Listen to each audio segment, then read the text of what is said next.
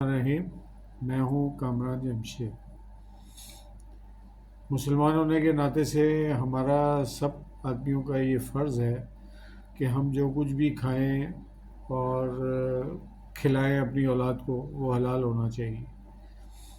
ہوتا یہ ہے کہ جب ہمارے پاس کچھ جمع پونجی ہو جاتی ہے، کبھی خیال آتا ہے کہ اس کو بینک میں رکھوا دیا جائے اور کچھ اس میں مل جائے گا۔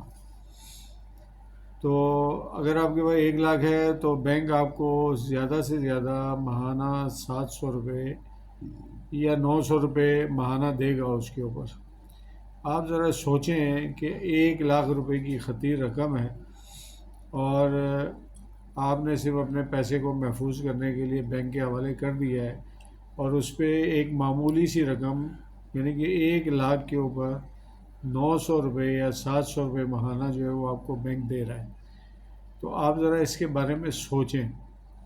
اگر آپ یہ رقم جو ہے وہ کسی کاروبار میں لگا دیں، میں یہ کہتا ہوں کہ آپ پکوڑے کی دکان کھول لیں یا سموسے کی یا رول کی دکان کھول رہے ہیں، تو آپ بینک کے پروفٹ جو کہ حرام بھی ہے اس کے مقابلے میں کئی 900 اور کئی 700 روپے کما سکتے ہیں۔ اگر میں یہ غلط بات کہہ رہا ہوں تو مجھے آپ ضرور اس بات پہ ٹوکیں، لیکن یہ کام جو ہے وہ ہمارے لیے ذرا اس وقت مشکل ہو جاتا ہے کہ ہم کریں کیا، سوچیں اس کے بارے میں کون سا کام ہوگا، کیسے ہوگا۔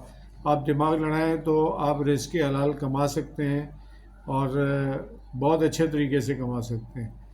میرے پاس اگر اتنے پیسے ہوتے تو میں 900 روپے کمانے کے بجائے یہ بہتر محسوس کرتا کہ پکوڑے کی دکان لگا لیں، تو مجھے اس سے زیادہ پروفٹ ملتا۔